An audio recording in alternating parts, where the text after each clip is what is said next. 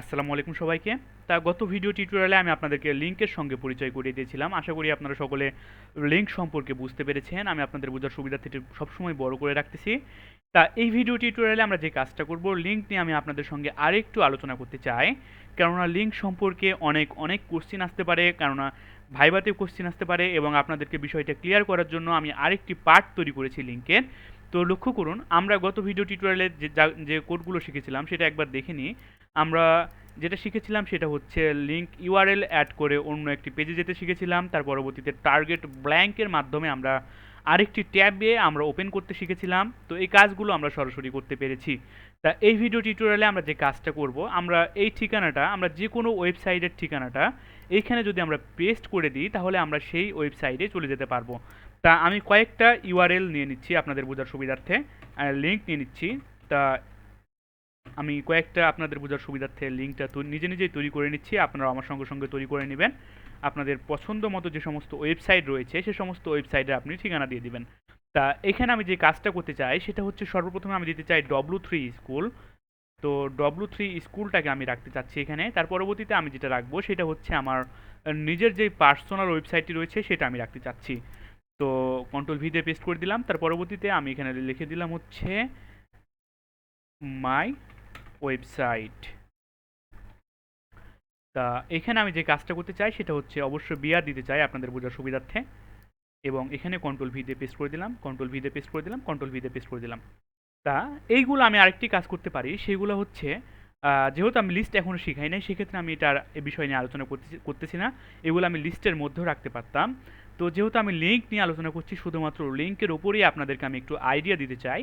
তো লক্ষ্য করুন, W3 আমরা সরাসরি যদি আবার গুগলে ঢুকে যাই এখান থেকে, এবং W3 স্কুল লিখে আমরা যদি ঢুকি w3school.com, তো এই যে HTML, লার্ন HTML, এই লার্ন HTML এর ইউআরএল কোনটা আমরা সকলেই জানি। এই যে উপরে যেটা রয়েছে, আমাদের সার্চ যেখানে আমরা করি, এইটাই হচ্ছে আমাদের ইউআরএল। তো এই ইউআরএলটাকে আমরা সরাসরি যে কাজটা করব, কন্ট্রোল C দিয়ে কপি করে নিলাম।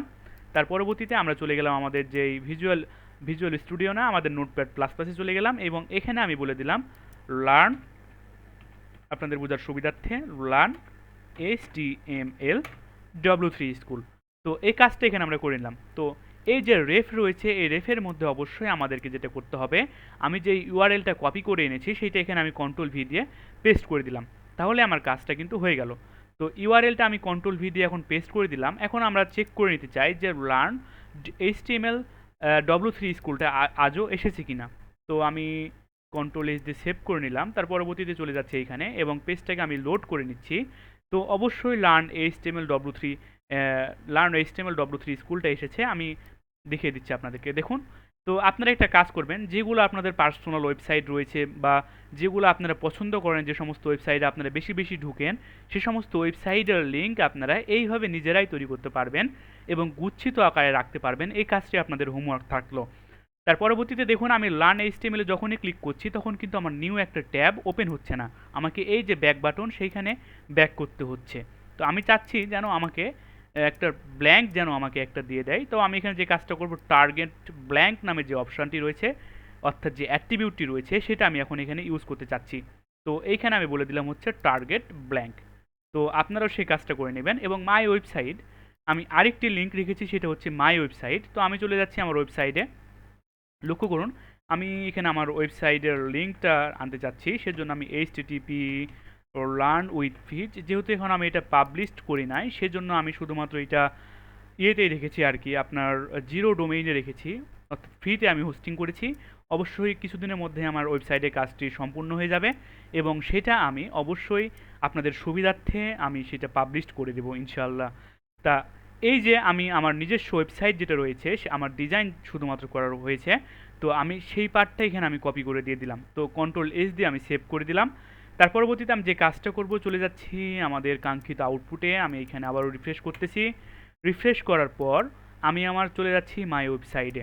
তো দেখুন, আমাকে নিয়ে চলে যাচ্ছে আমার পার্সোনাল যে ওয়েবসাইটটি আমি তৈরি করেছি, সেখানে আমাকে নিয়ে চলে যাচ্ছে। এর পরবর্তীতে আমি যে কাজটি করতে চাচ্ছি, আমি আমার ওয়েবসাইট সম্পর্কে এখন কিছু বলতেছি না আপনাদেরকে। এর পরবর্তীতে আমি চাচ্ছি যেন টার্গেটটি ব্ল্যাঙ্ক হয়ে যায়, অর্থাৎ নতুন নতুন যেন একটি আমাদের ট্যাব যেন ওপেন হয়। সেই কাজটি করার জন্য অবশ্যই আমাকে যে কাজটি করতে হবে, টার্গেট ব্ল্যাঙ্ক। তো অবশ্যই নতুন ট্যাব ওপেনের জন্য আমাদেরকে টার্গেট ব্ল্যাঙ্কটি ওপেন করতে হবে। তো আশা করি আপনারা সকলে ভিডিওটি বুঝতে পেরেছেন, আপনাদেরকে আমি বোঝাতে সক্ষম হয়েছি। আজকের ভিডিও টিউটোরিয়ালটি এ পর্যন্ত থাকবে। দেখুন আমাকে টার্গেট ব্ল্যাঙ্ক করে নতুন আরেকটি, আমাকে যেই কি বলে নামটা ভুলে গেলাম, নতুন ট্যাব, হ্যাঁ নতুন ট্যাব আমাকে আরেকটি ওপেন করে দিয়েছে। তো আজকের ভিডিও টিউটোরিয়ালটি এ পর্যন্তই। আপনারা সকলে ভালো থাকুন, সুস্থ থাকুন, বেশি বেশি HTML প্র্যাকটিস করুন। ধন্যবাদ সকলকে, আল্লাহ হাফেজ।